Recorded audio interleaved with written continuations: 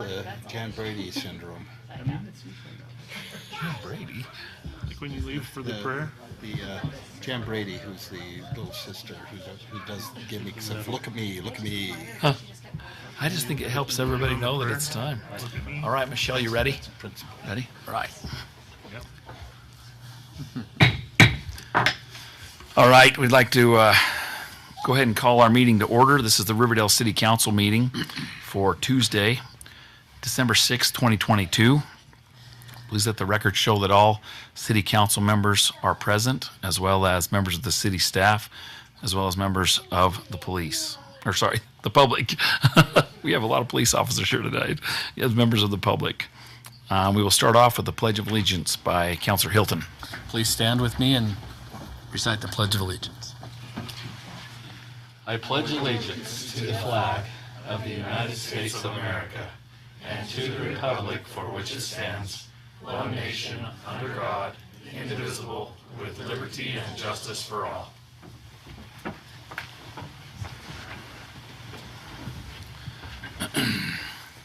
Thank you, Councilor Hilton. We'll now have an invocation by Councilor Merrill. Our dear Heavenly Father, we're so grateful to be gathered here together tonight and ask that Thy Spirit would be with us as we discuss the matters before us and as we make decisions. We pray that we can be guided and directed and to do what's best for Riverdale City at this time. We also pray, Father, for the leadership of the city, all the employees. We pray that that would be with the residents here, and please also be with all those that protect and serve this city so faithfully. We're grateful for our new hires and ask a blessing to be over them and their families. We are grateful for so many blessings and say these things in the name of Jesus Christ. Amen. Amen. Thank you, Councilor Merrill. We'll now have a time of public comment.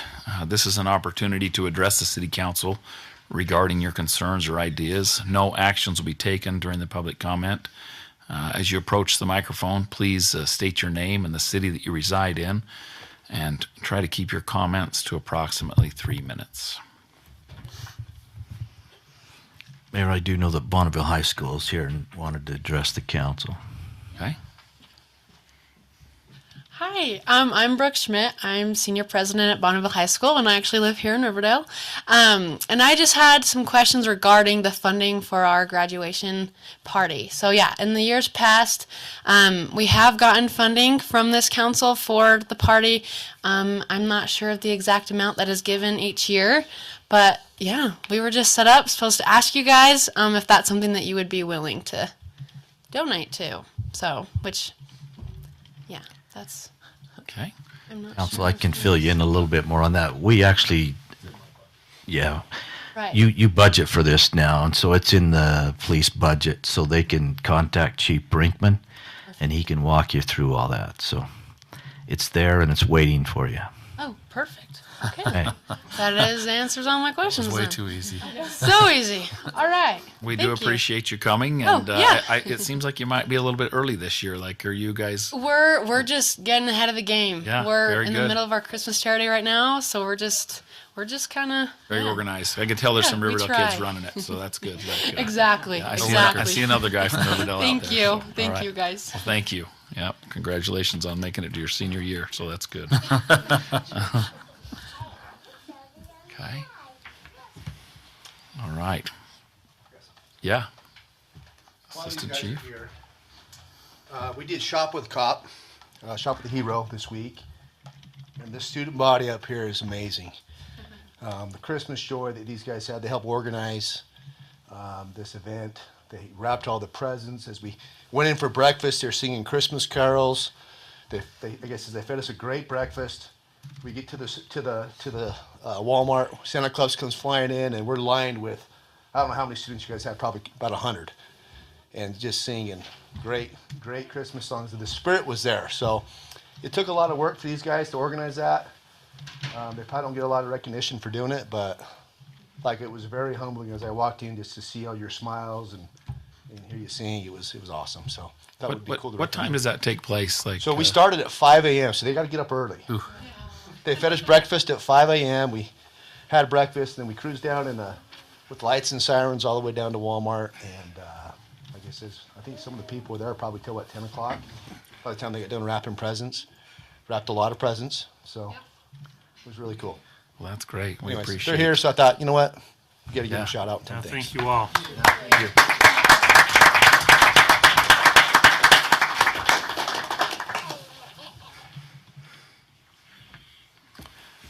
All right. Seeing no other comments, we'll move on to presentations and reports. We'll start with the mayor's report. I just had a couple of items. Because we didn't have a second meeting in November, I just wanted to thank Riverdale City and the members of the council for the Veterans Day program. I thought it was really well done, very well attended, and as always, it was just a great event, and I heard a lot of positive feedback on it. So. Oh yeah, and then also we did do the dinner at the senior center for the seniors, the Thanksgiving dinner, and I know they always love seeing the police and fire and the council members that are able to help with that, and so that's always a fun activity, and so thanks for helping out with that. We've had a few grand openings, ribbon cuttings, and those have been well publicized, and it's always a good thing for Riverdale. We want to keep those going, and so thank you for those that have made an effort to be at those events. We'll now move on to council assignment reports. Any reports from the council on the areas that they're over?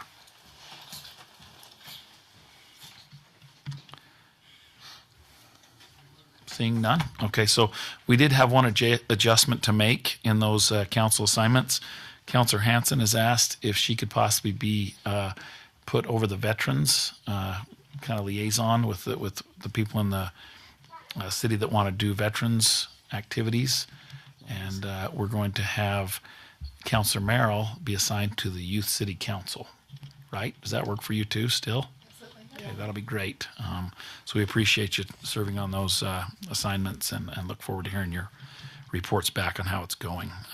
Councilor Merrill, it's kind of a big time that you jumped in here because the first of the year is a big time for the Youth City Council. They have a day where they go down to the Capitol usually and meet with the legislature, and so actually they always do a lot of stuff. They do Halloween parties and all kinds of stuff, so it'll be a fun assignment for you. Okay, thank you for all of you signing or spending your time on those assignments. We'll now move to the city administration report. Mr. Brooks. Thank you, Mayor. I could break my report up if we want to change the order of that agenda to make it a little more accommodating to the people that are here. Sure. If I just did 3B on the anniversaries and then maybe even jump to 4, do our swearing-ins rather than some of these people sit through a lot of that stuff that would really have no meaning to them at all if you want. I'm open either way, so. I'm fine with that. I think we're all good with that. I'm sure All they're right. good with it. If we did that, just by way of anniversaries, I try to recognize the ones who have numerous years here. Joan Daly is 17 years with the court. This is what's a little bit weird for me because all these people I'm naming, I either hired or had something to do with their hiring now, so I'm feeling old at this point. Joan was one of those. Matt Hennessy is with us tonight. He didn't even know we were going to say his name, but he's sitting at 17 years, so both of them have been with the city for quite a while. By way of anniversaries, we have 2 individuals, and they are both here. Captain Tracy was getting me a little bit nervous, but he did walk in with his wife there, so I think we're good. But Nate is sitting with 10 years at our fire department. He's captain now, so that's a big plus for him. He's been a great fireman out there. And Chief Shawley did want to speak a little bit about that, so maybe if I could just turn a little bit of time over to him, if you guys are okay with that. Yeah. Oh, we can't hear you, Chief. Chief, we can't hear you. Hold on a second. Do you have are you muted or anything, or? We're reading your lips, my friend. Still.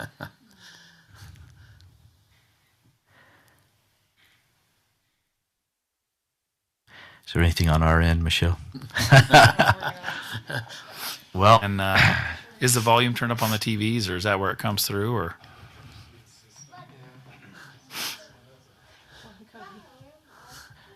You did this on purpose, Cody.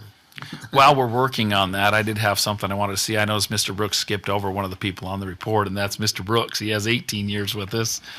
Probably didn't want to draw attention to that, but we do we appreciate. were going to skip that, but thanks, Mayor.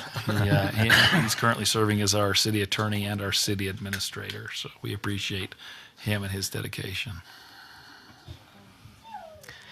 Chief, I don't know if you could call me. I could get you on my phone. Oh, he looks like he's calling Michelle, so we can go that way. Hear me all right?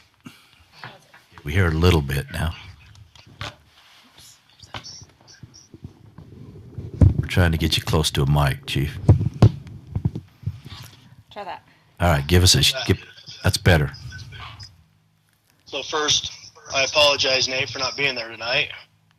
I wanted to make sure I was here tonight. Nate's been obviously with Riverdale for 10 years, and I had the honor of promoting him to captain, and especially working around him all these years has been quite the positive in my life. Nate's a captain of the fire department. For those who may not know, it's about across the board is like a sergeant in the police department. But he takes on a whole lot of other responsibilities. He's also our EMS captain. He does our supplies. He does all of our PPE for firefighting gear. And he also meets with our medical control physician and deals with all of our QA, and then attends all the EMS committees for Weber County, which really keeps us on track for all of our EMS stuff. So I just wanted to let him know how much I appreciate him and for his time of service with us. Thanks, Chief. And we do have a little award here, Mayor, for Okay. Captain Tracy.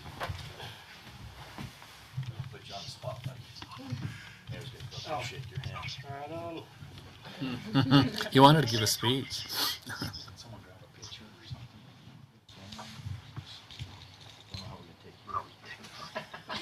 You won't. I'll get it. All right, well, like I said, we want to present Captain Tracy with this certificate and tell him how much we appreciate his 10 years that he spent here. He's the captain. He does a lot like Chief Shawley said. So we have this recognition for you. We also have a little bit of a gift inside there. You're nice and brought your wife with you, but that means she knows about this gift now. And maybe a little harder to conceal from her, but anyway, thanks for all you've done. Thanks, Good to Mayor. see you here, right? Yep, Thanks. thank you. Thank you.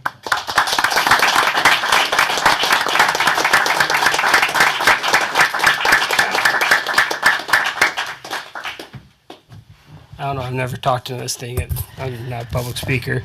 Thank you, Chief, for the kind words. No, I've enjoyed my 10 years with the city. It's been we've progressed a lot as a department, and our leadership has been through Chief has been really awesome. So we've been able to do a lot of big things, and I just appreciate the support from the Chief and from the city admin. Thanks.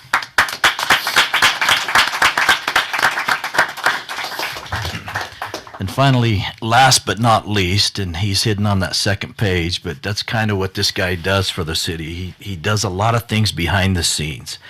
And when you talk about a jack of all trades, there's not anybody better than Chris Stone.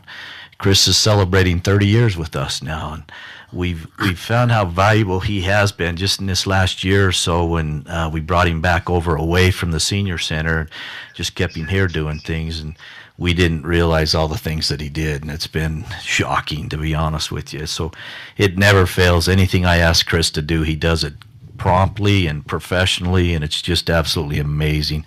I really hope he doesn't retire anytime soon, but 30 years has been a long time. But thanks, Chris. Appreciate it. And I don't know, Cody, did you want to say anything in regards to Chris? So.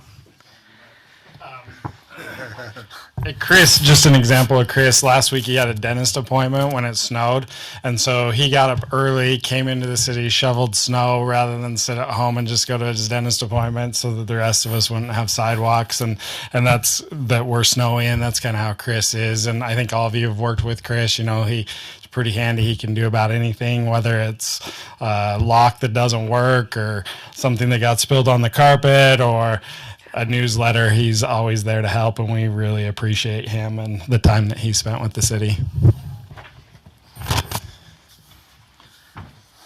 Come on, Chris, you've taken pictures of these many times.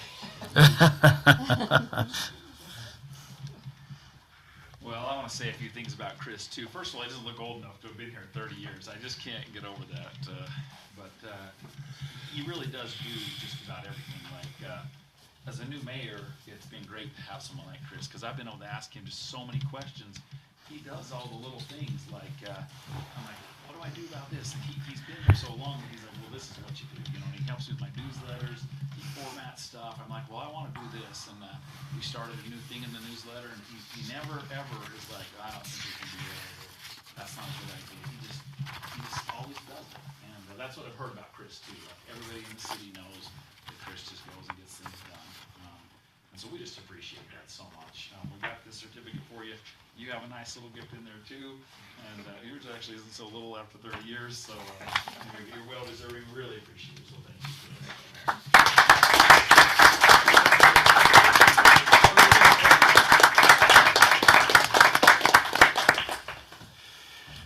that. Well, I appreciate my wife Kristen and daughter Brooklyn being here today.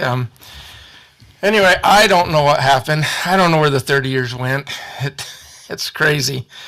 But I just simply want to thank mayor, council members, staff. Yeah, I've seen a lot of mayors and council members and staff come and go over the last 30 years. But over the years, I noticed Riverdale tends to keep employees around a long time. And the reason for that is the support we receive from the council, the mayor and staff, and the citizens. You know, that's the reason. If that support wasn't there, it'd be a turnstile, you know, employees coming and going, but that typically isn't how it works. And I guess I'm an example of that. So I do appreciate all the support you all give to the employees, and it's been great over the years, and I appreciate it, and thank you. Thank you.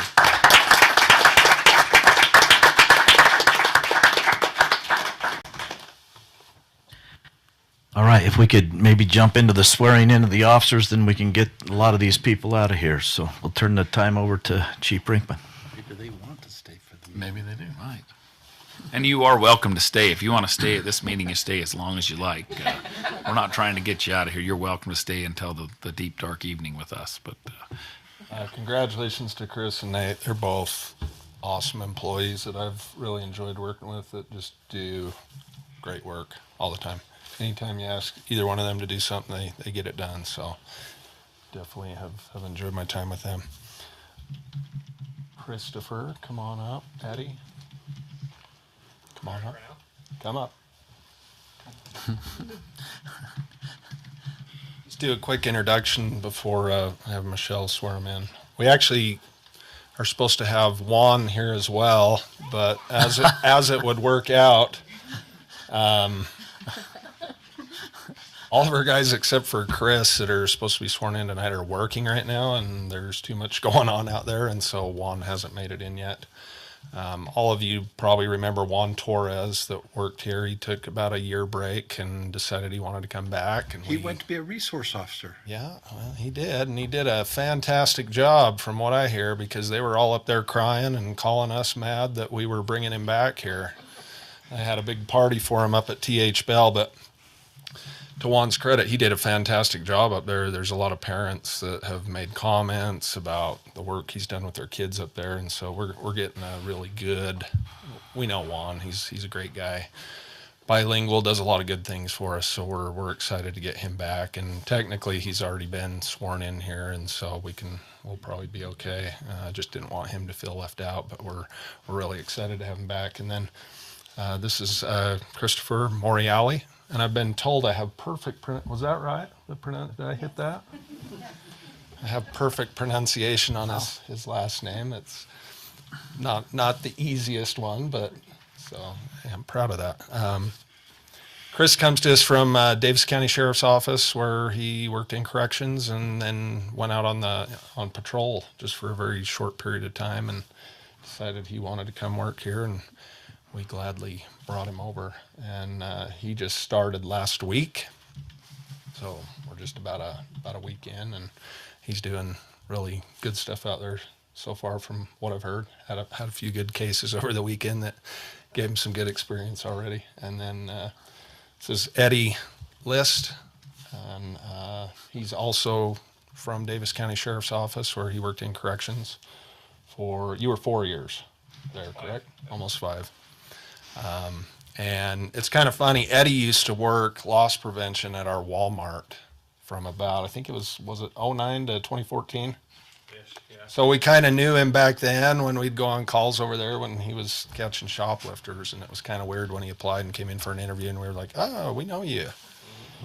But he's been here. Was it middle of November when he started, and so he's got a couple weeks under his belt, and things are going really great for him as well. They've both got family here, and we're proud to welcome them as part of the Riverdale family and into our family and into the police department. We appreciate all the support that the family members give to these guys to go out and do their job and deal with some of the difficulties and the difficult shifts and that. So with that, we will have Michelle come and swear them in.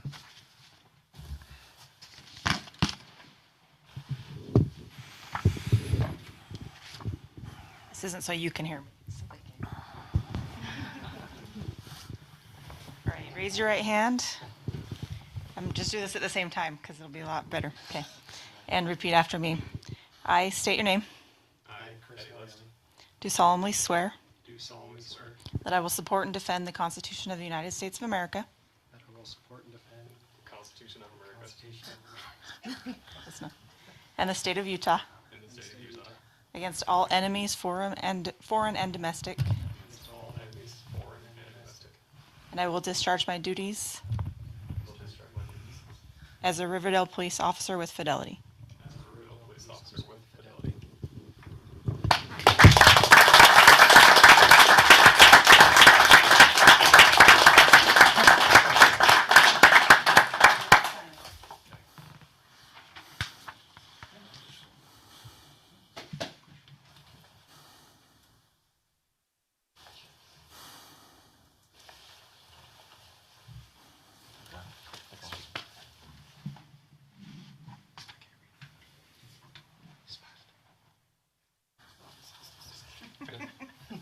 Thank you. Welcome to the family. Does anybody have anything to say? Any of the council? Just real quick, on behalf of Riverdale City, I just want to welcome you guys here. We're thrilled to have you.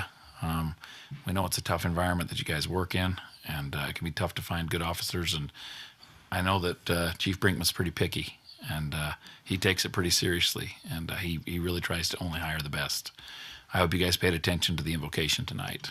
We do that each meeting, and I don't think there's ever a prayer offered that we don't pray for your safety and for your safe return to your families. And so just know that we have you have our support, and we have your backs, and we appreciate all our police officers and public safety do. We take it very seriously in Riverdale. So we're really glad to have you. So thank you. Thank you, guys.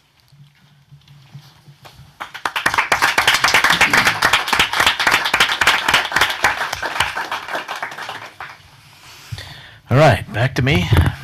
I'll just go through the order that I usually do that's in your packet, other than what we skipped right there or that we jumped over and did previously. The main thing that I did want to point out to the council tonight is that sales tax report. I don't know how many of you looked at that.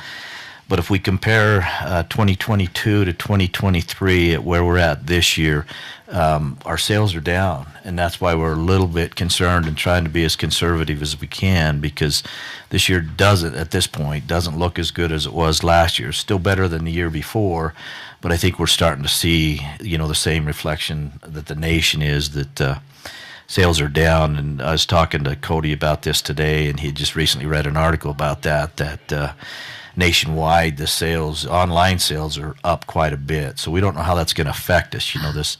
This month is a big one for us, especially in Riverdale, because the Christmas is always a big deal, which we won't know about for a couple months anyway. But we anticipate that it will be down, which means our revenues will be down as well. So just wanted to point that out. On the average user fees and whatnot, again, nothing really surprising there, where we did lift. Am I still on? Where we lifted that on the residential fees, you can see where that dropped right down to where we were last year, which would make sense because we're back to where we were. So the commercial actually was still lower, which I think is just a reflection that they continued to conserve. They probably weren't as aware of us lifting that as the residents were, but not a huge surprise there. Nothing really to report. Again, police reports and fire reports are in there if you have interest in where they're at and the numbers of calls and different things. Staffing authorization plan is not drastically changed other than with police and after tonight fire, there will be some changes on that, which will get them about to even rather than being in a deficit on that. Did somebody have something? No, sorry, just clear my throat. Oh, okay. The last thing I had there was the community development report. Mike was unable to be here tonight, but I am aware of most of these things. Some of you were there to some or all of these. We talked about this previously, the Super Chicks grand opening. If you haven't been there, take advantage of that. It's really good. I was really impressed with the food, the service, everything about it was nice. And the 5-star, they had both those grand openings the same day. I know Mayor Mitchell was to all those, and Bath and Body Works is open and they're going. The first 4 on that list, Cheddar's, Take 5 Fizz, and Dogs are probably, J-Dogs are probably the closest to being open. We were really hoping we'd have all those, plus even the RC Willie, we thought maybe we might have a slim chance of getting something open there. But none of them, I don't think any of them will be by Christmas. They're really close. We ran into some problems like with inspections, but they're close. All of them are close, and we should see them, if not this month, towards the end of the month. We think a couple of those might even pop open by January. So that will bring in a little bit of additional tax revenue. Home Goods and Sierras, again, they're not quite there. Just little weird things that keep happening. Supplies, mainly, more than anything. Electrical boxes and different things like that slowing us down. Chick-fil-A, we do believe, I saw an advertisement on Facebook that they were doing interviews mid-December. So we anticipate probably around the first of the year they'll be back open. December 29th. Is that what they had? I knew it was coming up close. The Generator Super Center, they're another one that's close, but just not quite there. Same thing with Twisted Sugar. I don't know how many of you had the chance to eat at a Twisted Sugar. Cody actually treated us to some of their cookies the other day, and very good stuff. And then the Buckle and Shake Shack of both, all these have been making progress. They're moving forward. They're just slow. Not as fast as we were hoping, but that's kind of the community development report. Do you have any questions on any of those? That's all I had, Mayor, on the city administrator's report. All right. Thank you, Mr. Brooks. Seeing no comments or questions, we'll move on to the consent items. We have the one consent item, consideration to approve the meeting minutes from the November 1st, 2022 council work session and council regular meeting. Are there any corrections or changes to these minutes? Seeing none, a motion would be in order. So moved. That's a motion to approve. And a second. Okay. All in favor say yes. Yes. Yes. Okay. Any opposed? Okay, that passes unanimously. We'll now move on to action items. The first one is a consideration of Resolution 2022-36, amending the Personnel Policies Handbook, Policy 6-5, Dress and Hygiene Standard. Ms. Como. So in an effort to keep the city as an open employment option for as many talented individuals as possible, I'm requesting this change to the policy. While we was talking about this, I did some research just to kind of see what other cities were doing. So I pulled a couple policies. I've got Layton City's policy. I've got Ogden City's policy. And they have all started to allow more of the tattoos and the piercings. I did also pull some information I tried to look at the military, kind of to see what the military is doing, and every branch seems to have their own thing that they're doing. But I did pull some information from the Army in particular, where they have done some research, a group called TRADOC, which is the Army Training and Doctrine Command. And they found that 41% of 18 to 34-year-olds have at least one or more tattoos. So I think we're coming to a point in our society where that it's just more acceptable. And so that's why we're proposing this change to our policy. Any questions? Any comments or questions? Yeah. Councilor Stevens. All right. Now, thing about the military is you couldn't have, when you put on a uniform, it couldn't be showing like about on the neck and whatnot. And, you know, it specifically says that. The other thing about the piercings, and does this address gauges? I mean, there's safety things involved here. Not that we have people around equipment with piercings and, you know, in ears or gauges or whatever. I mean, when I was in the machine shop, you couldn't wear a watch, let alone a wedding band. And so it's just, you know, some of this, it's remote, but it's always a possibility for safety purposes on some of those piercings and gauges and whatnot. Anyway, and I don't know if that was addressed. So it does say in here, piercings worn in the ears and nose are acceptable and should be appropriate, of the appropriate size and number as to not cause a distraction or safety hazard. So that would be a department by department basis. They will have to make those decisions because obviously, I mean, you can see my earrings and what I do in my office. It's probably not a safety hazard wearing these, but somebody that was a police officer or even a firefighter probably should not wear these type of earrings. Gauges is specifically where I'm going. Okay, and I think we would leave that up to the discretion of the chiefs to decide whether that was a safety hazard in their departments or not. And I would assume, I mean, would that be a safety hazard? So Scott probably would not allow that. Okay, And so Chief there's- Shawley, There's discretion by the department heads then. yes. Okay.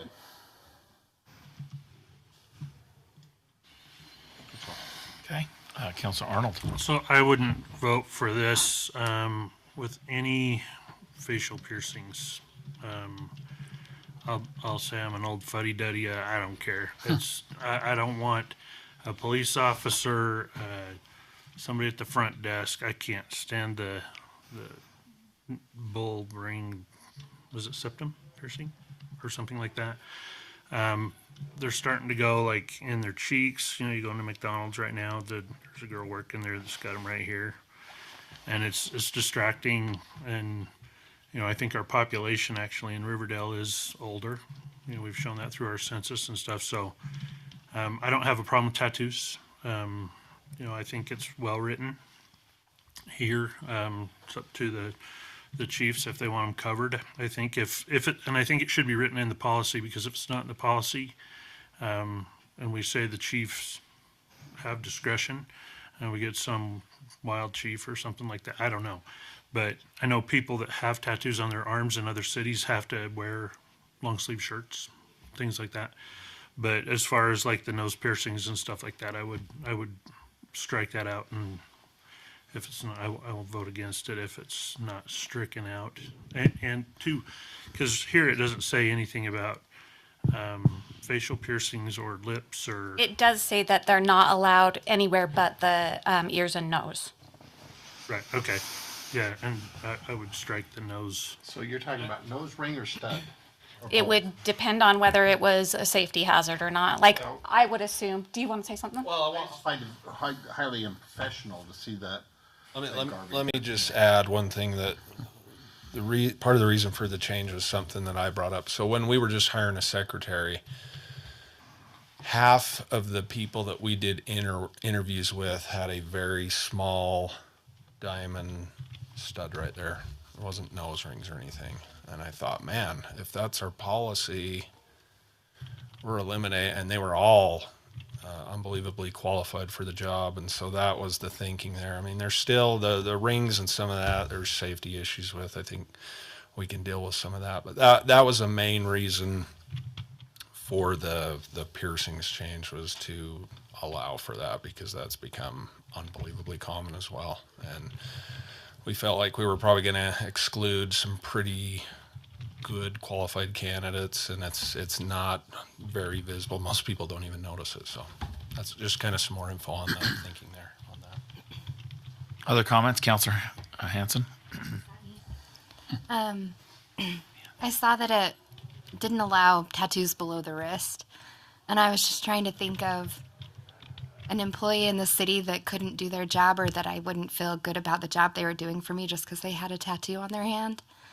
And It does allow for the ring tattoo. Okay, One yeah. per hand. I mean, I but- think the same thing with these younger generations. I think that's more common to have like a little word or a little something on their hand, or the other tattoos that are more noticeable. But I was thinking, if I was having a water leak, would I really care if the guy had a tattoo on his hand that's fixing my water meter, or saving my life in a car accident, or answering the phone in the office and helping me?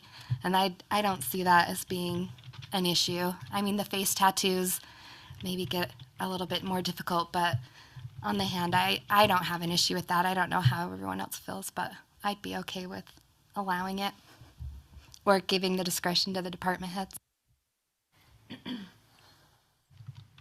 Other comments?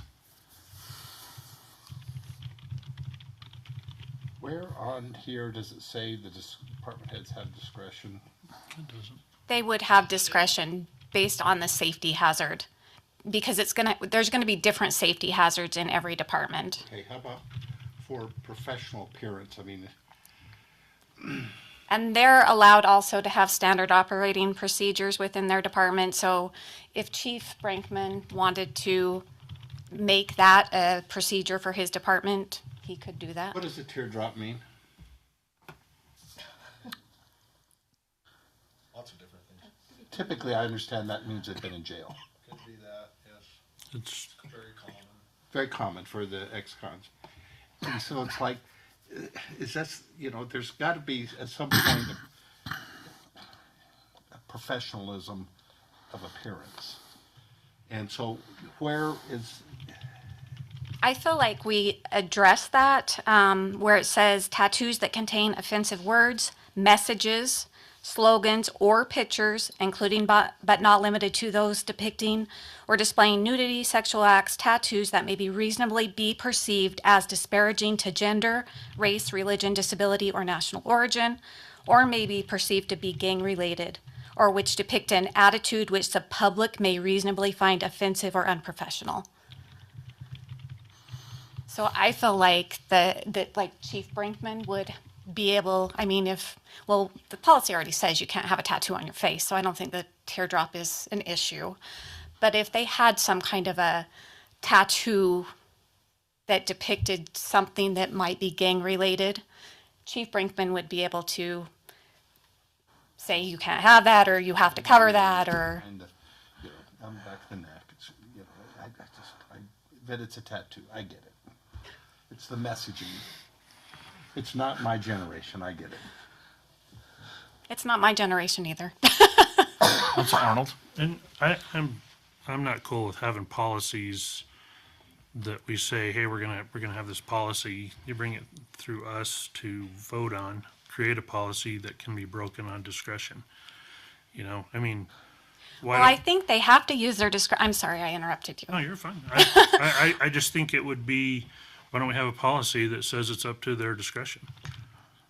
I feel like they have to have a little bit of discretion if they're going, somebody has to, I mean, maybe reasonable, or may reasonably be found offensive or unprofessional.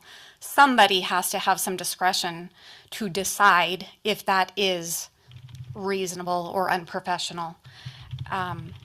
Whether you want that to be the department head, whether you want that to be the city administrator, whether you want that to be you. I mean, I think somebody, though, has to have some discretion. Let me put a couple of things out there real quick. Councilor Hanson said it doesn't bother her.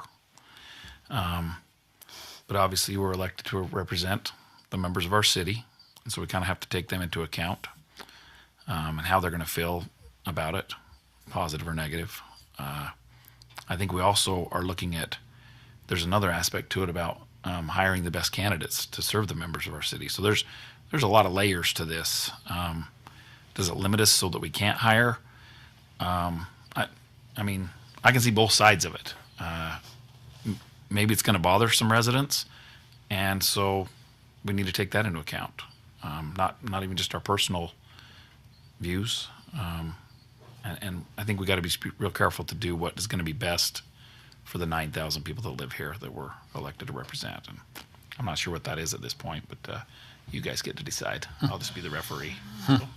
I don't know if Chief Shawley wants to talk, but we have had a recruitment issue in his department because of this policy.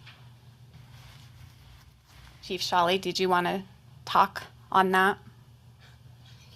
He's trying to talk in the phone, yeah. Yeah, so we've had a couple firefighter situations where we weren't able to hire somebody. One person did have a hand tattoo. The other ones have had sleeves, and they basically went to another job that didn't require them to cover those up. We're seeing a huge population within the fire world that is now having tattoos, and most of what we're seeing is we're not seeing the offensive stuff, maybe what we have in the past. It's been more of expressive pride in those items that we're seeing. And on my side, if I had a question with a tattoo that I thought was, we brought up the gain signs or anything else, I would even talk to Chief Brinkman and have his opinion put on it.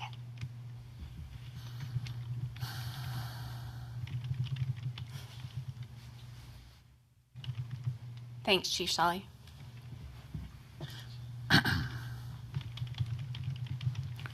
Just add one more thing to why I think, let me just disclose that I wasn't the most in favor of the change either, okay? I mean, I'm a little old school with, it's difficult for me. I've read different studies on this and how people in the public feel about it. It's changing. We need to do this. There's a lot of good people that we'll miss out on, but I think that it's best that we do have a citywide policy, because it's going to put departments kind of at odds with, if Public Works allows it and I don't, and I've got that issue with my employees, it just becomes a problem. So I think we've all talked about this in our meeting. We came to an agreement on this policy, and I think it would be best that we have a citywide policy. And in that, it does allow discretion if we feel like something is a safety hazard or it is inappropriate.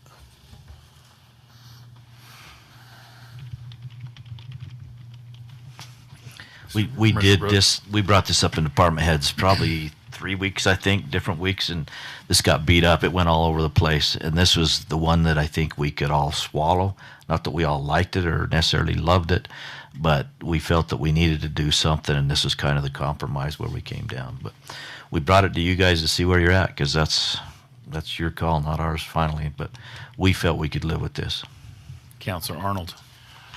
I don't mean to throw this back on you and take another night of your life, but I would suggest that, and maybe we can just add it, but to say at the department head's discretion,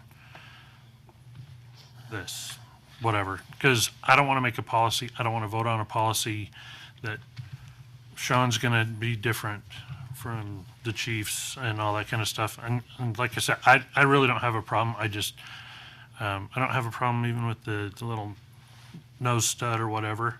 But the thing is, we're gonna open the door, and it's opening. I mean, I don't work with the public, so I've got all kinds of stuff going on at my work that I just, my jaw drops, and I'm like, okay, well, I get used to it, because after I get used to it, I get used to it. But I think adding at the department head's discretion or something, but when we vote on a policy that has no weight, because anybody can just say, well, yeah, I'm okay with it, and I'm not, or whatever.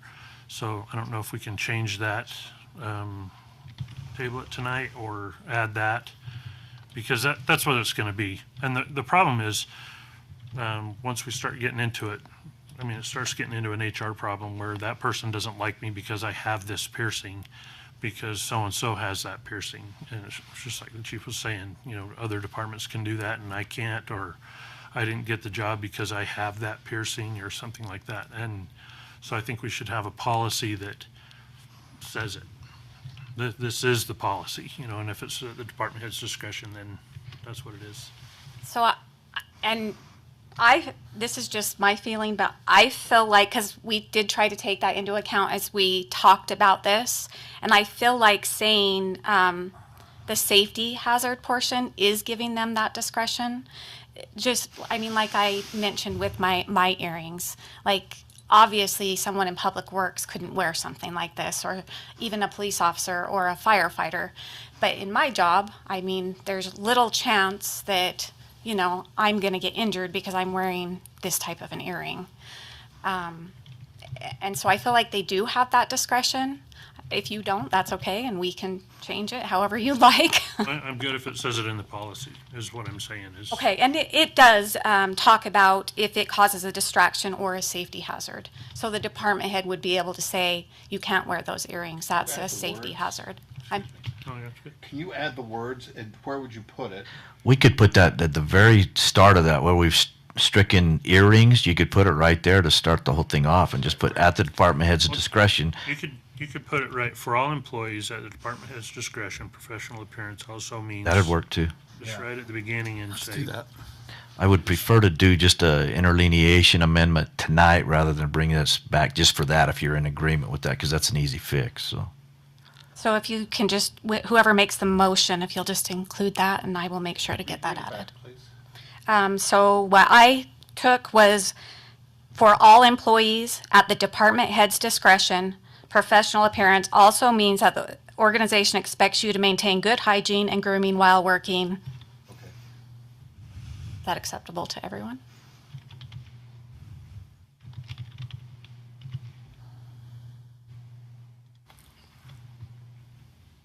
Are you good with it? So if somebody doesn't. Yeah, you're going to have to legally I'm defend fine it. with it. I mean, there's always going to be problems with this, no matter what you do, because somebody's got to make that distinction of what's there and what's not. But I don't know that we could ever get a true definition that's going to protect us. I mean, there's going to be some differences in between department heads. That's going to be a fact. But like Stacy says, the departments are different in what their needs and stuff are. So I'd be fine with that.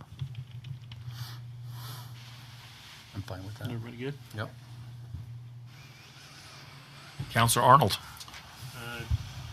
Make a motion to approve resolution 2022-23 as stated within the packet with the addition, 2022-36. As stated within the packet with the change noted for all employees at the department head's discretion, added before professional appearance. I'll second that. Okay, we have a motion and a second. Is there any discussion on this motion? Ms. Maragoni, will you poll the council? Counselor Arnold? Yes. Counselor Morrow? Yes. Counselor Stevens? Yes. Counselor Hanson? Yes. Counselor Hilton? Yes. Okay, very good. Well articulated, guys. Thank you. Good discussion. It was. Very good. All right. For item number 2, we have some proposed amendments and reallocation to the Riverdale City fiscal year 2023 budget. Before we open the public hearing, we're going to have Mr. Carden explain what we're considering doing. Okay, so to begin with, this is technically a reallocation, but we're going through the amendment process. So a reallocation is if we're not increasing or decreasing the budget, we're just moving funds basically from one account to another, which is what we're doing. But we're having a public hearing and those kind of things just to be ultra conservative on this. So the mayor, Steve and Jared and me met to discuss these things and go over the budget and what they all felt like we needed and what was reasonable. And ultimately we came to the conclusion that we're including in the budget to hire 2 new firefighters, AEMTs. And so you can see that adjustment in the budget. In the reallocation, you can see my notes. One other change we had is we are changing from the part-time from a 24-hour shift to a 12-hour shift. We just felt with the increase in the part-timers, the mayor and Steve did that, provided the coverage that Chief Shawley needed within his department. And so that's where there's a reduction and an increase is for the new full-timers versus the part-timers. And so ultimately, those are the changes that we have proposed. I'm happy to explain any of them if you have questions. Chief Shawley said he could cover most of the PPE in his current budget, so there's very limited there. That's why the total amount's less than what we originally proposed to you guys back back when we started this process back in, I believe, May, is because of that. And I think that is about it, unless you have any questions.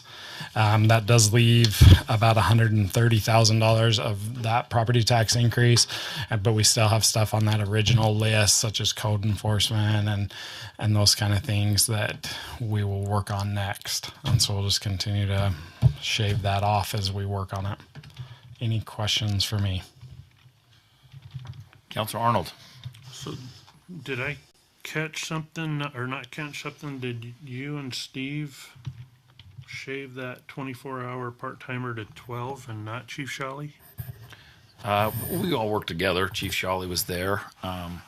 We asked him if we could possibly make an adjustment where we didn't have 5 at night and 5 during the day. And thankfully, Chief Shawley was, able to work with us on that. So we're going to have 5 during the day and 4 at night. We're going to cover that with 12 hours. And we asked him to maybe shave down his the overall increase in expenditure so that we didn't use all the tax increase, because it would have pretty much eaten up the bulk of it if we had just used it on these 2 firefighters. So he was very, very good to give us some of the money back out of his part-time budget to put it towards those 2 firefighters. So we felt like it left us some to work with code enforcement, emergency management, and anyway, so yeah. Does that answer your question? Or? Yeah. Okay. Go ahead, Cody. I was just going to say, Chief Shawley, and he can talk about it too. He's even talked in the past that, if you look at call volumes, most of them come in during the day. And so I think that's where, when we have, like a population of 80,000 here, people visiting, that the call volume's higher. And so I believe that's where that came from. Councilor Stevens. Chief, can you hear me? Yeah, I'm trying not to get an echo here. Is that okay? All right. Good. All right. Yeah. Let me just shoot my question. What you say your 24-hour? When does your 24-hour shift start, and when do the 12-hour shifts start and end? Sorry, I'm getting feedback, but I think what you're asking was when does our 24-hour shift start and end? So we start at 8 a.m. in the morning, we end at 8 a.m. The full-timers work 48 hours straight. 48. So 8 to 8 is your 12-hour, or 6 to 6? You guys want to answer that? Yeah, it's 8 to 8. Okay. Our 12-hour spots would be 8 to 8. That's currently with our part-time spot right now. Can you hear me? Yeah. Would you? I don't hear so well. Sorry, I'm going to have to get away from this other computer, so ask the question again. Chief Shawley, Matt's here. He can address that if you want. He's walking up towards the mic. Yeah. Matt Hennessy, Fire Department. Our part-time staff, the way we run the part-time staff is it's technically a 24-hour shift, but we do break down the part-times and allow them to do 12 hours, 8 to 8. So 8 in the morning till 8 p.m., and then we'll get a night person come on from 8 p.m. to 8 in the morning. So most of the part-timers prefer the 24-hour spot.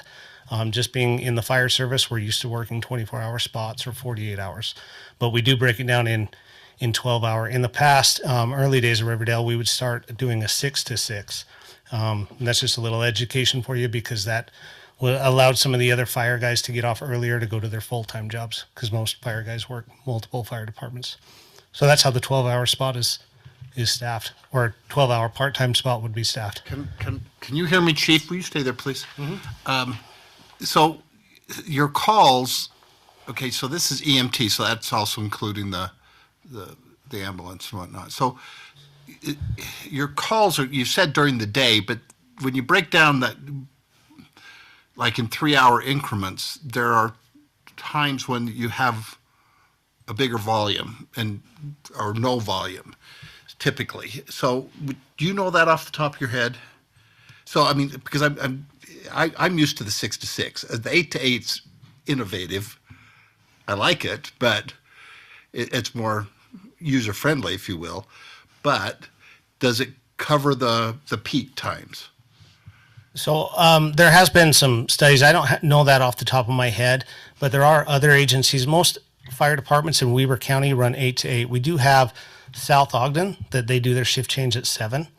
So they'll get guys from, 7 in the morning until 7 the next morning. They do their shift change. Unified is 7 to 7, but uniform up here in Weber County, most of us are all on a shift change at 8. When we're going to man short in the graveyard area, in the overnight area, sorry, is that at a time is 8? Is that a low intensive time frame? Yeah, I can answer that. I've pulled the numbers. Thank you. So generally, we start seeing our call volume decrease right around 11 o'clock at night. We see our lowest call volume between about 2 a.m. to 4 or 5 a.m. And then we start seeing our call volume start to come back up around 6 a.m. and then hits its, I would hate to say prime numbers. When it starts getting into our higher call volume numbers, it starts around 8 or 9 a.m. So we will see this. I would probably say we're 30% of our call volume is from about 11 p.m. until 7 a.m., where 70% of our call volume is from 7 a.m. to 11 p.m., if that makes sense. So we have about 30% or so of our call volume after midnight's probably a fair share on that.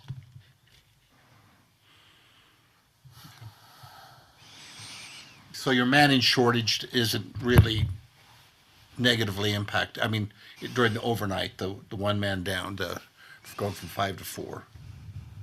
Yeah, just like always, what happens if we run an ambulance call, the engine will drop down to 2.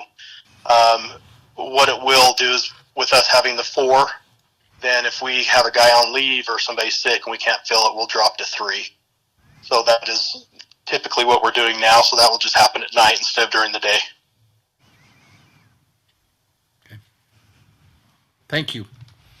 And just to reiterate, I mean, Chief Shawley and us went around and around, and he fought for his guys, and I don't understand the fire department perfectly in their shifts, and I get it that they want to have 5, and that would be great, but we're also tasked with kind of stretching this tax increase as far as we can. I'm going to cover as much as we can with it. And so he was very cooperative to kind of, I don't want to say humor us, but to say, hey, okay, we really did. We all gave a little bit, and it might not be perfect, and it might not be perfect for these guys, but we all gave a little bit on it and came up with something that I feel like is going to work. And I mean, Mr. Brooks, did you have anything to say about it? Or? No, I agree. I mean, just how you look at that, even as an outsider, I mean, we still have to remember this is the dilemma that Riverdale has, and we can't really compare ourselves to anybody else. But for 12 hours of the day, we are 9,000 people. No city in the state or the country would have a 5,000 or a full-time fire department that had 9,000 people. That's just facts. When you have such smaller volumes at that point, we're naturally not going to have as many calls as we have during the day. And so that was our concern. And probably the biggest complaint we get as staff from our citizens is, why are we always, having so many people at nights? They're out there getting paid to sleep. I mean, that's the comment we get. I'm not saying it happens, but that's a comment we get. And so our goal was to make that, let's get our strongest and highest staff on duty when we were going to have the most calls, realistically. And we felt this was the answer to do it. Again, I don't know that it's perfect, but it's a good shot to try and do it. And the 5 during the day works good. And then the 4 at night still, I mean, they do that or less now. So they're still going to be in pretty good shape. I think we're okay if we can make it work. Mayor? Yeah, Counselor. I just wanted to say, it was really hard for us to move forward with raising taxes like we did, but we support all of you, the fire, the police, all of the staff that are here. And the thing that I've appreciated the most is, first, when they're trying to get new officers, you've got fire here. We had Public Works here supporting the police department in their request for officers.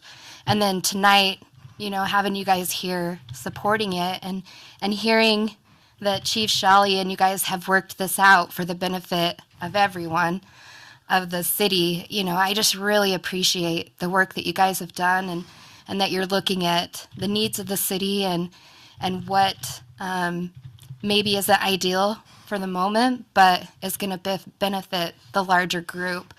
And as soon as there's that greater need and we're able to, I know that the council will 100% probably support you guys in the future to have what you need to make sure that you're safe, to make sure the residents are safe. But I mostly just wanted to say thank you to all of you, to see all the departments working together like this to make the most out of this tax increase. I think that's well worth what we've gone through to make sure that you guys have that. So thank you for all that you guys do. Well, if I can say one more thing. Sure. I really appreciate the opportunity you guys have given us to move forward, because having the part-time shift before being the fourth person has created some instability with our staffing model, where we were dropping 2 and 3-handed all the time within the department, as you probably saw in my department report. So this will create some stability in reducing those times. And I know no matter what happens, our guys will do what needs to be done, and they'll continue to do that in a professional manner. And I appreciate the conversations I've had with Mayor and Steve. And it's like the Mayor said, it's not always been joking. It's been conversations. But I appreciate that we've moved forward in a way that does get us in the right direction. Okay, if there's no other questions, we actually need to have a public hearing on this. Is there any other questions before we open that? Seeing none, we need a motion. So moved. Okay, we have a motion and a second to open the public hearing. All in favor say yes. Yes. Yes. Any opposed? All right, the public hearing is now open.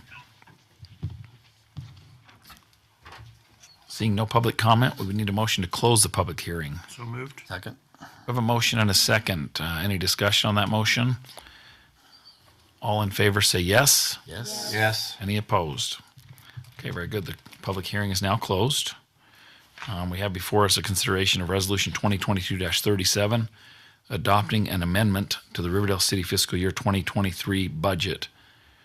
Is there any other comments or questions on that?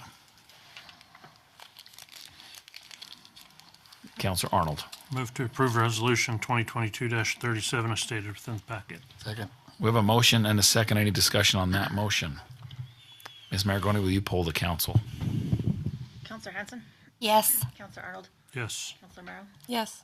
Counselor Hilton? Yes. Counselor Stevens? Yes. All right, that passes unanimously. Thank you. Thank you, Chief, and our fire department. We do really appreciate all you do for our city. Okay, we'll now move on to item number 4, consideration of Resolution 2022-38, adopting a contract with Royce City to provide water services to various Riverdale residents. Mr. Brooks. As I mentioned in the pre-planning meeting, this all came about because of the water leak that we had up under I-15, and just when we looked at that and Sean looked at it, there's just really no way we can replace that line, and it's old, it's small, so even lining that and trying that method is pretty unlikely without us reducing services. So it's going to be very, very expensive to run a new line. So in light of that, we contacted Roy and asked them if there's any way we could tap into their, first it was just going to be a temporary fix until we decided for sure what we could do. But now it's looking like this needs to be a more permanent solution, because unless we want to fork out, a lot of money to serve, and I'm not trying to lessen their importance, but there's not very many residents over there. If you all know where this is, it's where Ember Harry lives over there, which is another thing that's really interesting. We're not even sure that Ember's in our city. We're not getting taxes on that piece of property, so it even eliminates that one. That's all come to light through all this. That's actually going to Roy. We didn't know that, but we're not going to rock that boat right now. We need to get that water up there, and the only way we can do that is by using their services. So this contract that's before you tonight was the contract that they use with West Haven. They provide a lot of water to West Haven. We tried to clean it up and made a couple mistakes in there, but this is the contract. I don't know what your preference would be. My thought was, as it stands right now, we don't have a lot on our next agenda, so there's a real possibility that we wouldn't have a meeting next time, but we wanted to have this wrapped up by the end of the year. So once they've given us a price and wrapped that all up, we would like to finish this. I don't have that price. I was hoping to have that tonight, but in talking to the city administrator, he thought they were just charging us utility rates, what they charge their residents, but that's not how this contract reads. It's the amount of water that they supply to us by acre feet. But we could do one of two things. You could table it if you wanted to. I don't know why that keeps going out on me. You could table it, or my preference would be that you give us some discretion to negotiate that with them. The amount that they use, the cost with West Haven was $150 per acre foot. In speaking with Sean, he felt that if it went up to 250 or 300, that they would be that's still a steal for us. You got to remember that rate was set in 2006, so it's going to be more than 150 acre or per acre foot. So if you gave us some discretion to negotiate that, even upwards, I mean, even if it's $500 per acre foot, we're not going to use that much water. That's not a huge expense for us in comparison to what a new line would be. That would be my preference, that you gave us some discretion up to that certain limit or something to that amount. But even if you want to table it, I don't care. I really would like to get this done, the sooner the better, just so we know that's taken care of, because that's a liability. It's just hanging out there. It could cost us a ton of money if we don't get this worked out. So that's kind of where I'm at. If you have questions on the contract, I can help you with that.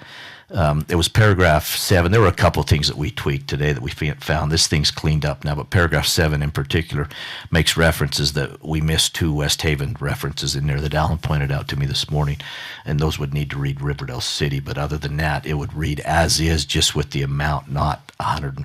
I don't think they're going to sell that to us for $150 per acre foot. That's just not going to happen. But they didn't even know that was in there, so I didn't feel that it was honest of us not to point that out. So I did tell him, you better get back to your public works director and see how much you're paying for water, because I know it's more than that right now. So it wouldn't be fair for us to take water from Roy City citizens either. Councilor Stevens. Okay.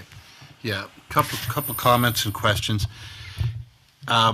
When Councilor Brent Ellis was on the council, he frequently, or from time to time, brought up that he was a ditch master for that West Bench area. Now, 1700 is on the other side. Not all of them, but some of those lots are acre lots and are A1.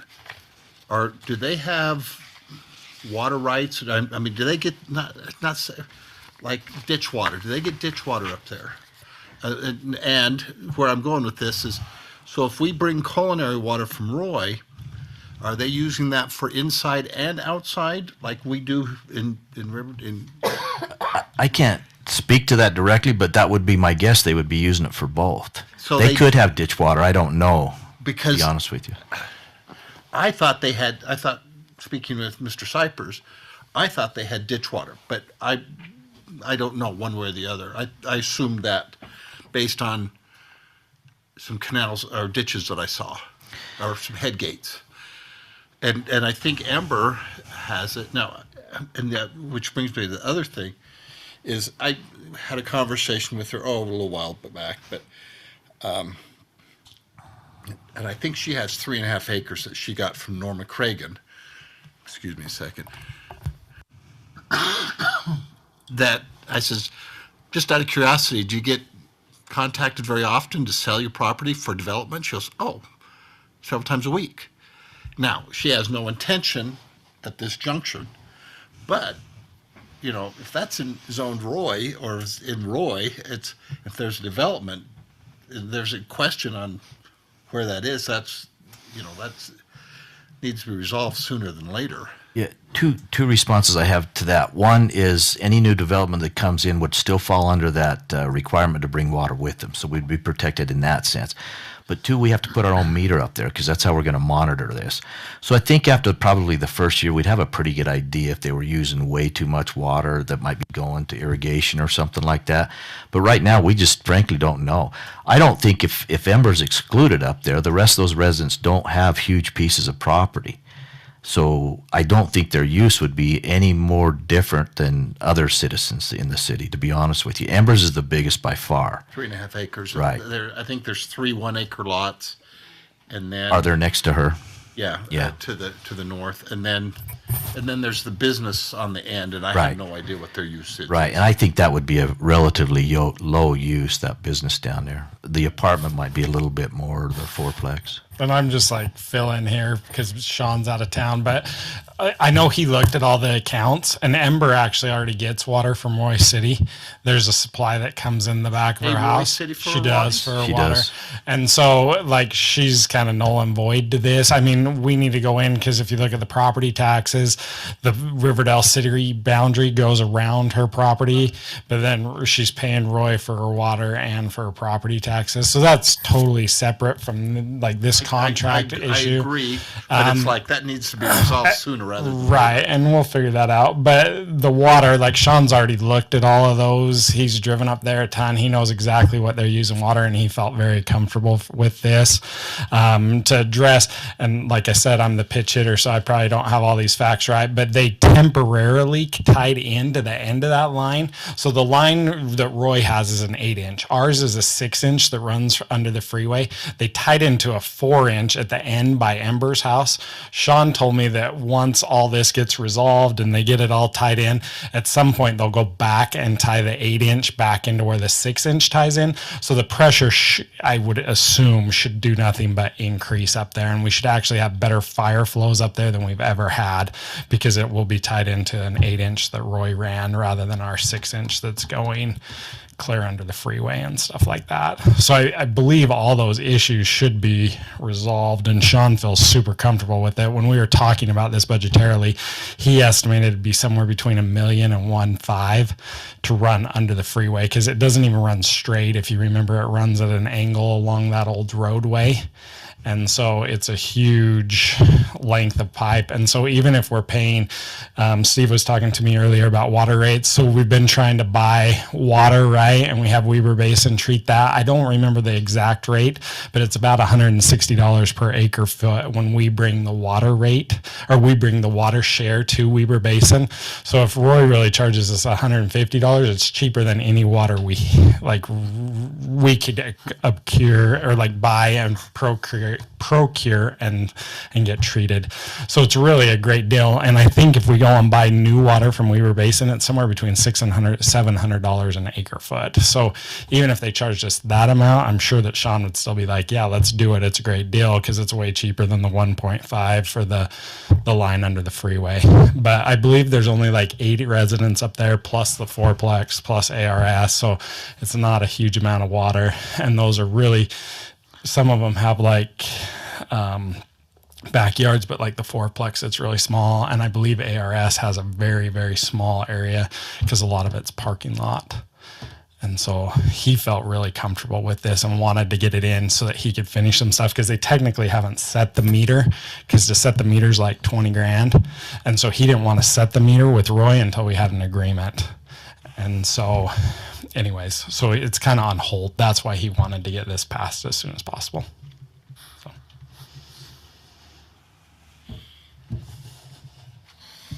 Councilor Arnold.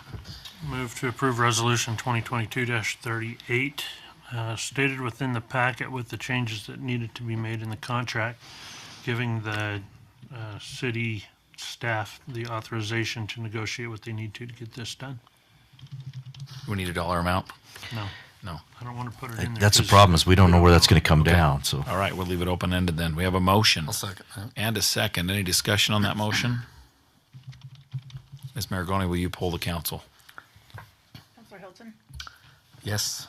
Stevens?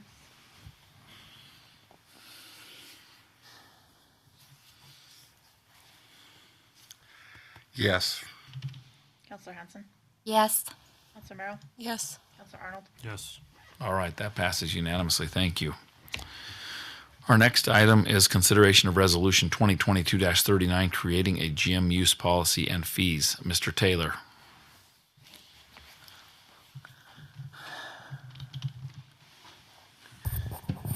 Thank you, Council. I put together this fee schedule change in response to some inquiries from some residents who would like to see the option or the availability of using the gym half court for basketball practices for their comp teams or other individual teams. And we didn't have anything in the fee schedule to accommodate this. So I brought this before the council so that we can explore that opportunity and provide that opportunity to some residents who have requested it. So I don't know if you guys have any questions for me. I have one. Councillor Hanson. This probably doesn't even need to be asked, but if there are multiple groups, will Riverdale be prioritized when they're scheduling? So, like, if outsiders want to schedule it, but somebody from Riverdale wants to, that Riverdale Yep. would be bumped up on the priority list? I don't know that I've gotten that far yet. Okay. We can definitely do that.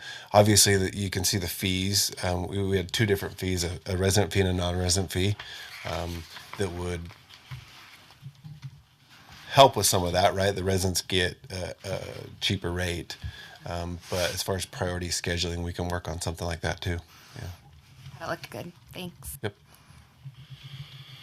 Any other questions or comments? Councillor Stevens? Yeah.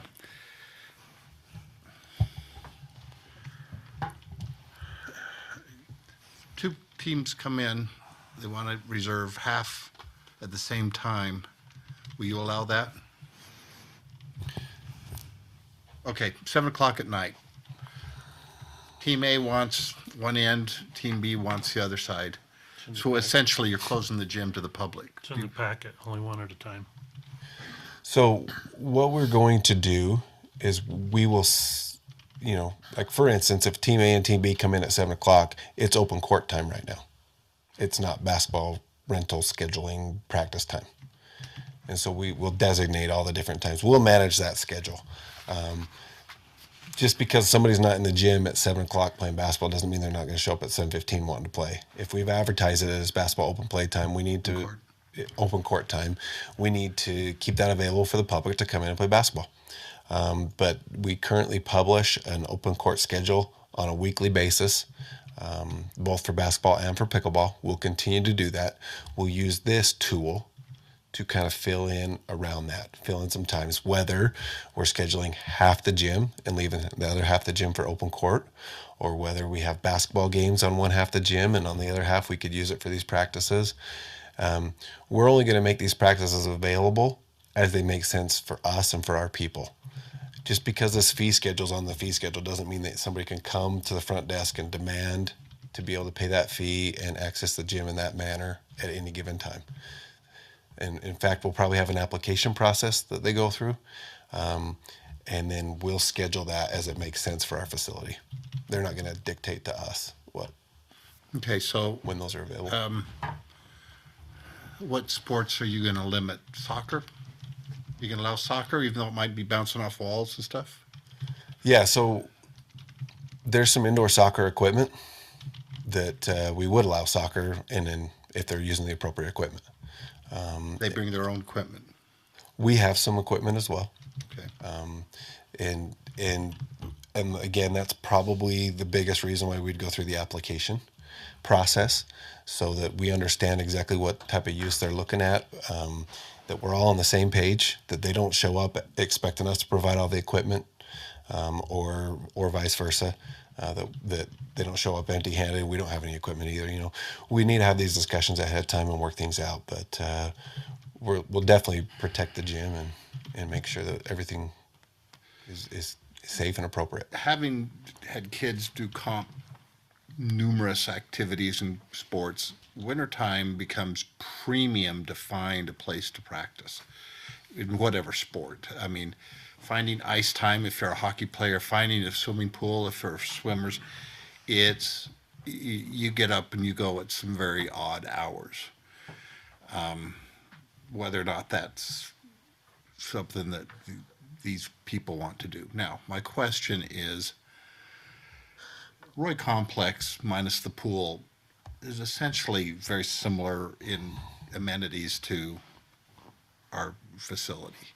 Do they allow it? Do they allow the renting? complex? Yes. Does not at this time. In that manner, they don't.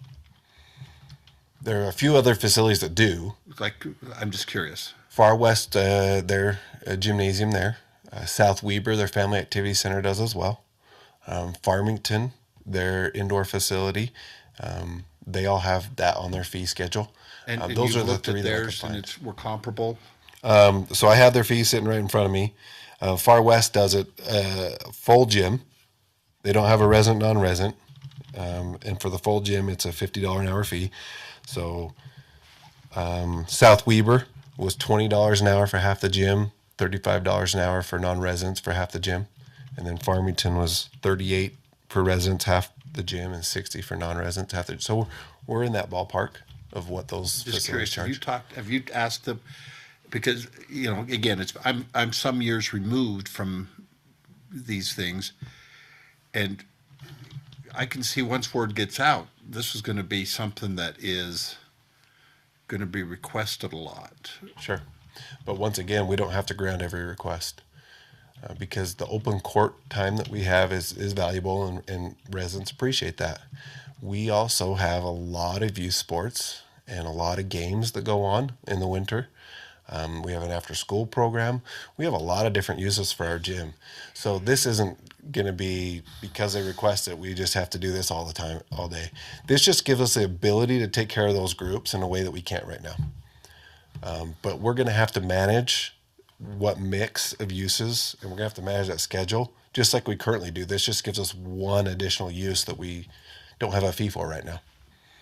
So when they come in, now you talked earlier in pre-planning that if they were to pay the $2 or whatever per child and they come in,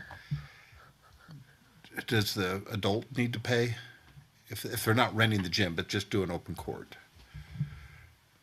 Does the adult need to pay?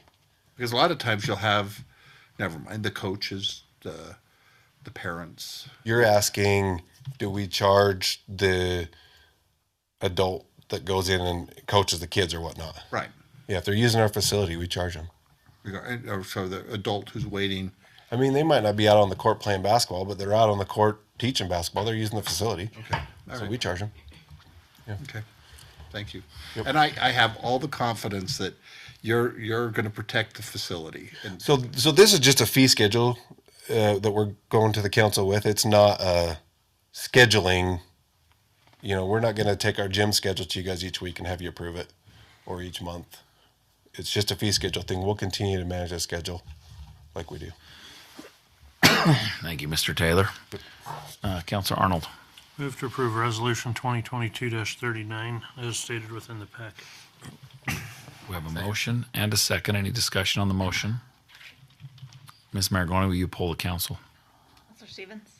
yes. Counselor Merrill? Yes. Counselor Arnold? Yes. Counselor Hanson? Yes. Counselor Hilton? Yes. All right, that passes unanimously. Thank you, Mr. Taylor. Thank you. All right, we'll now move into the comments section of our agenda. We'll start with the city council. Any comments for this meeting?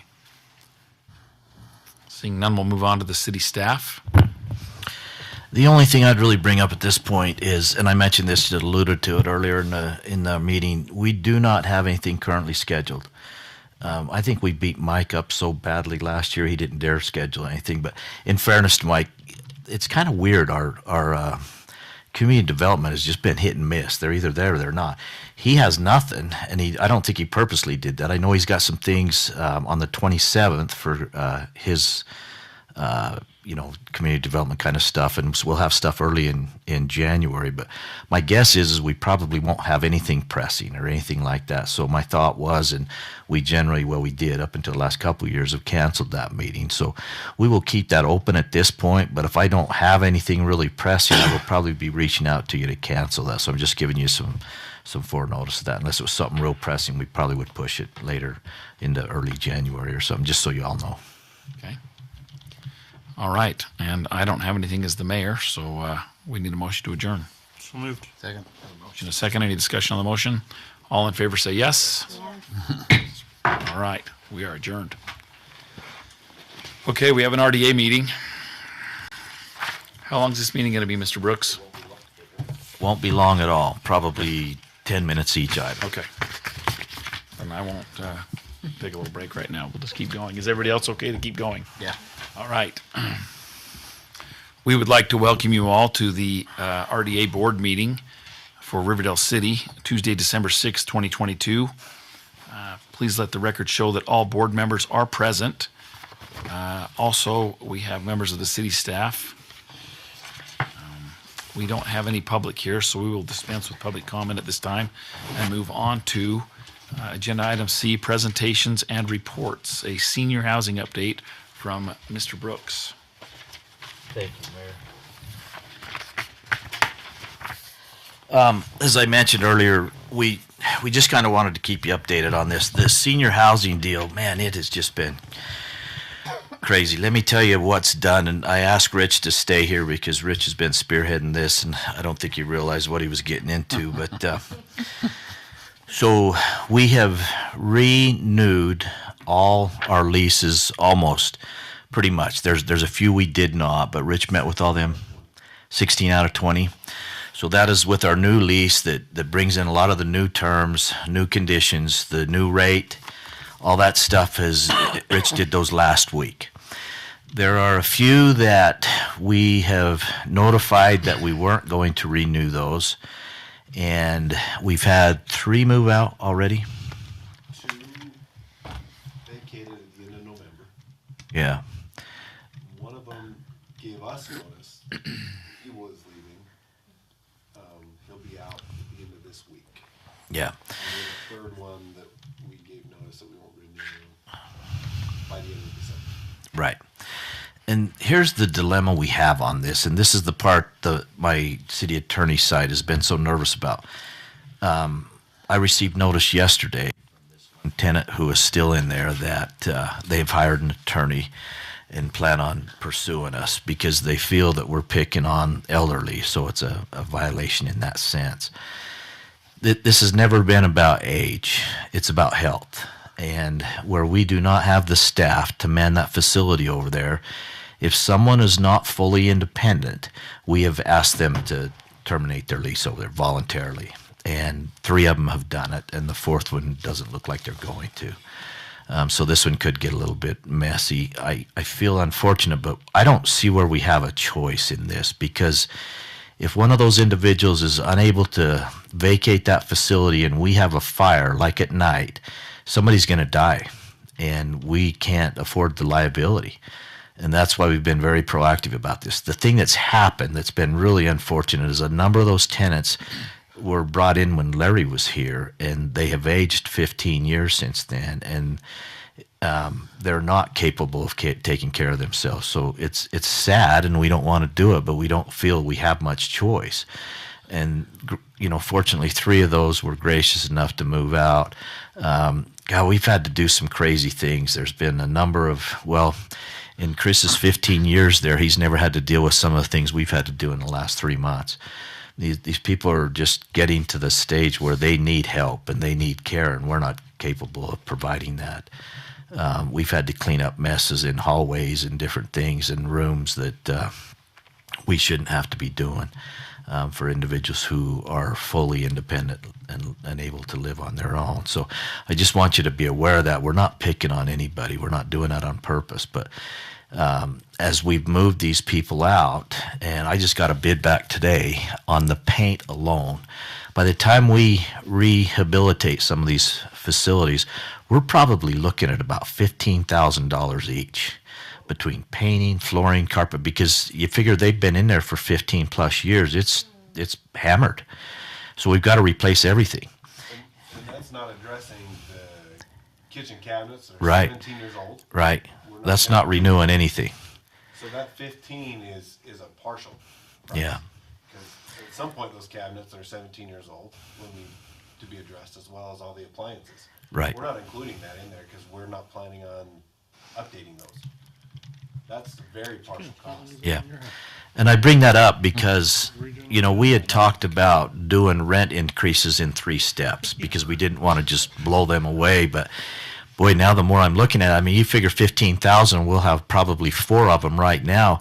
It would take, even if their rent was at $1,000, which it's not right now, that takes us a long time to pay that back. You would be talking a long time.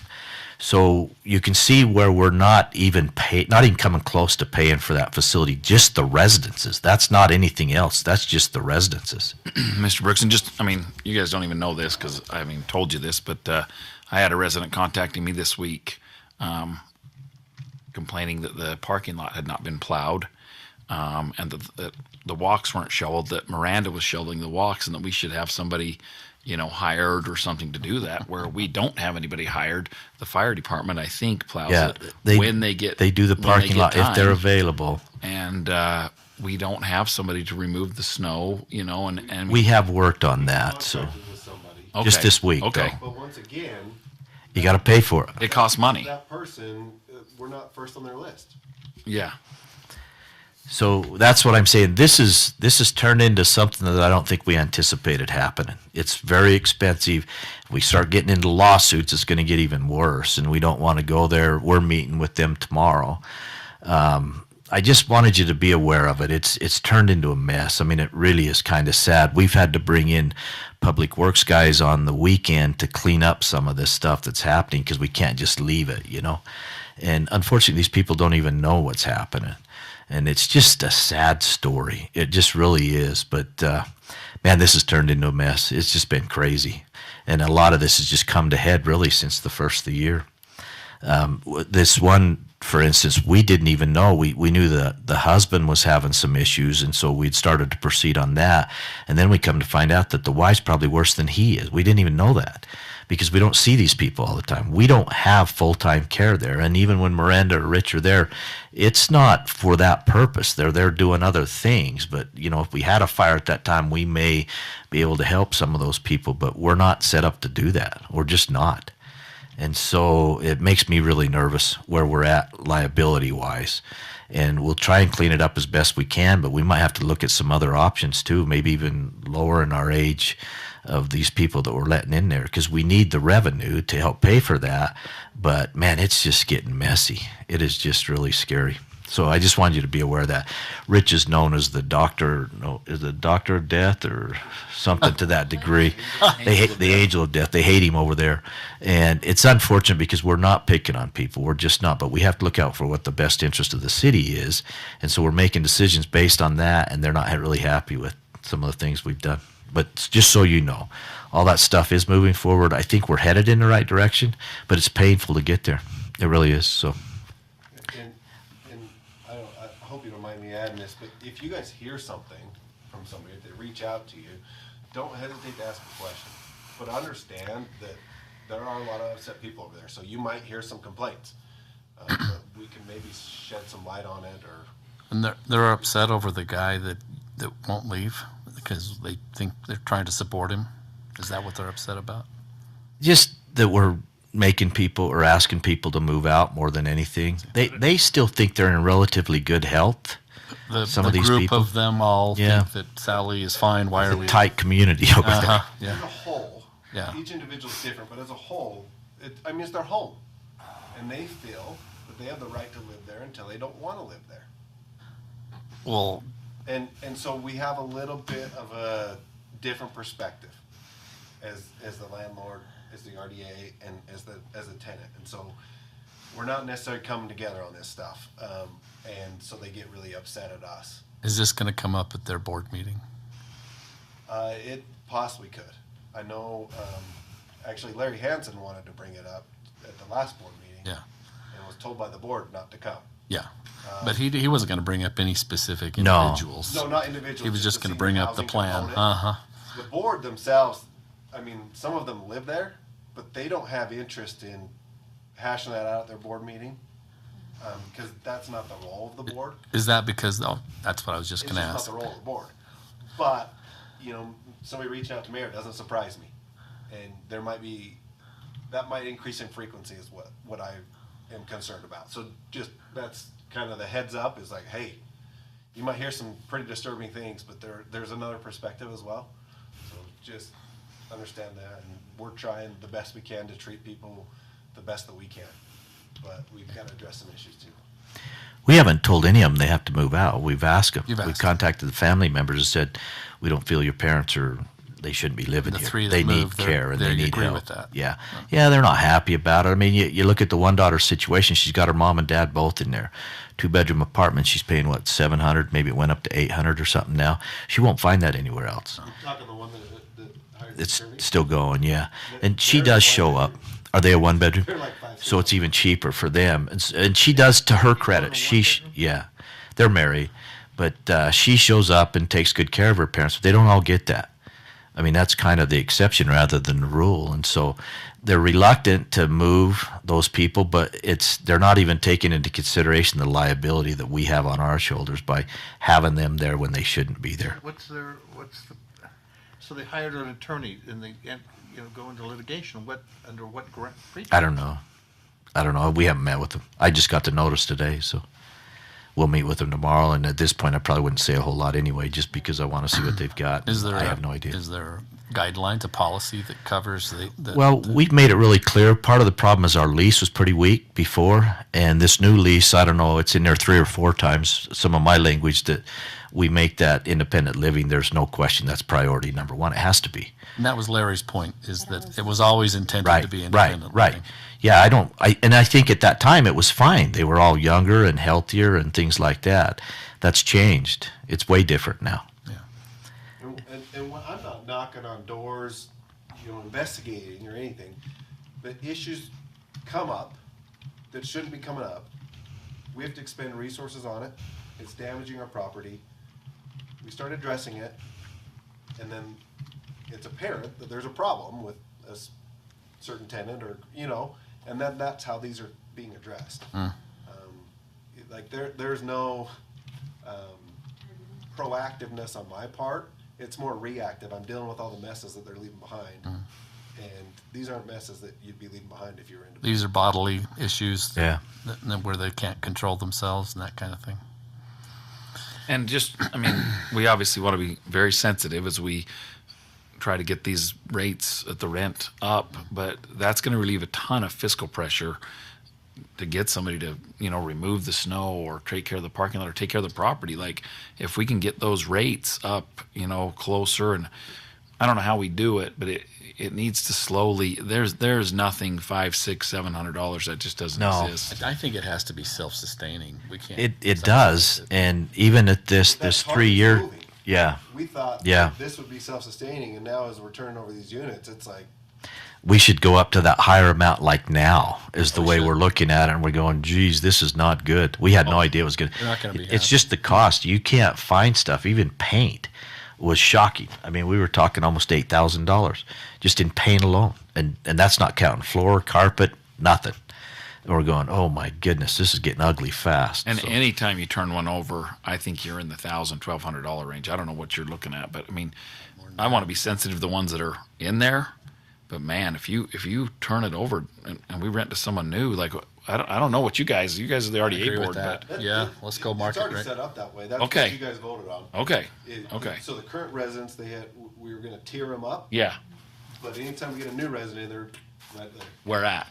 Good. At the approved rate that you guys approved, I think it's $981 for a 1-bedroom, and it's $1,105 or something close to that for a 2-bedroom. That's still really affordable. It is still. It's still less than the HUD rate. Can we bench?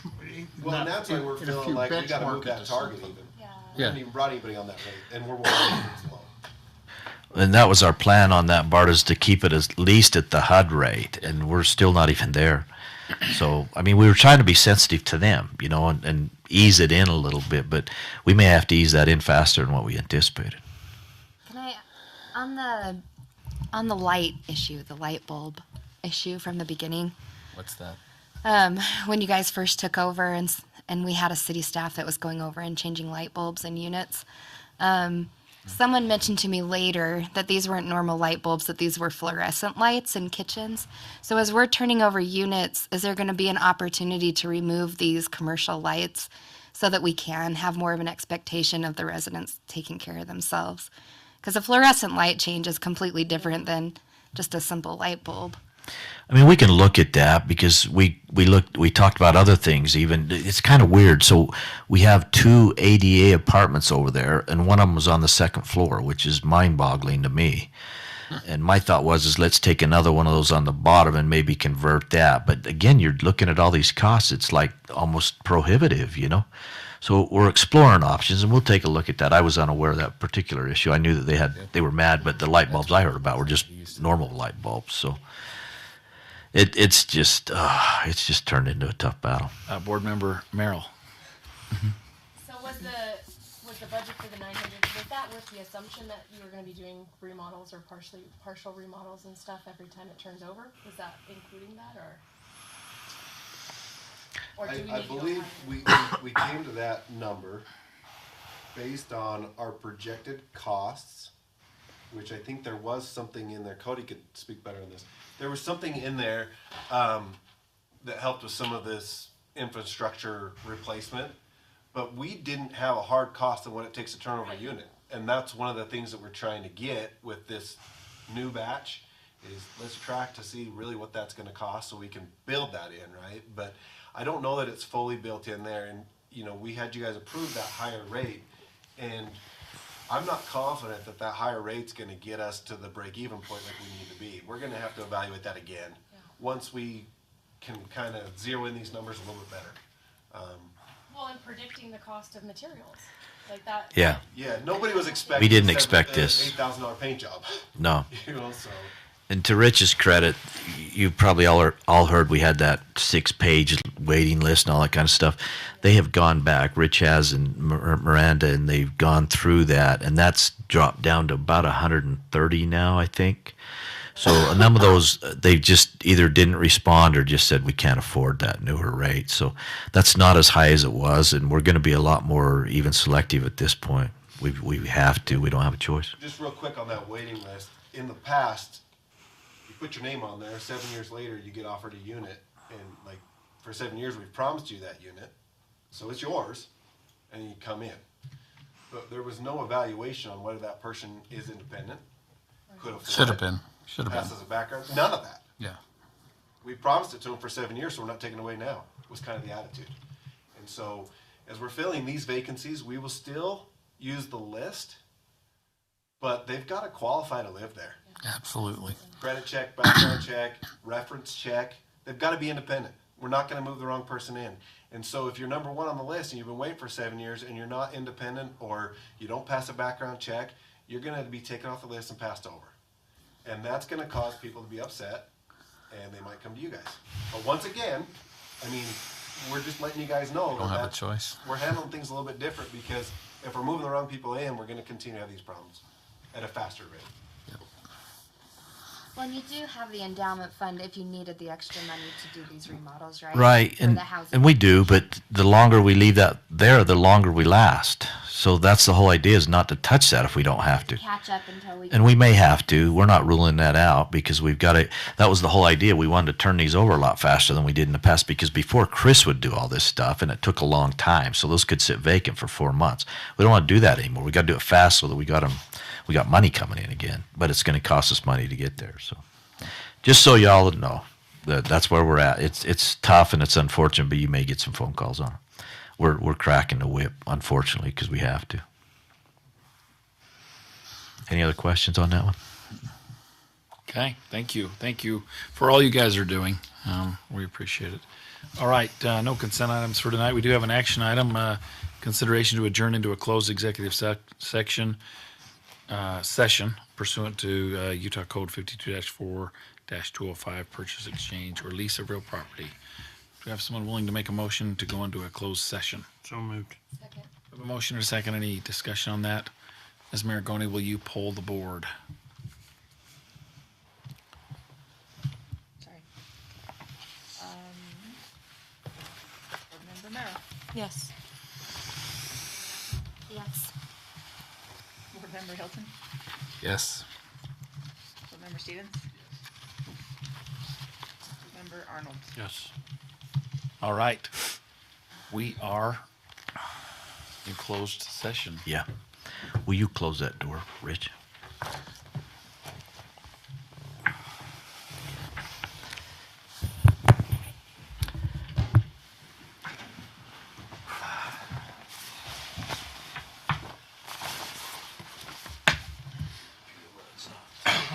Let's see. We want to make sure all the microphones are off.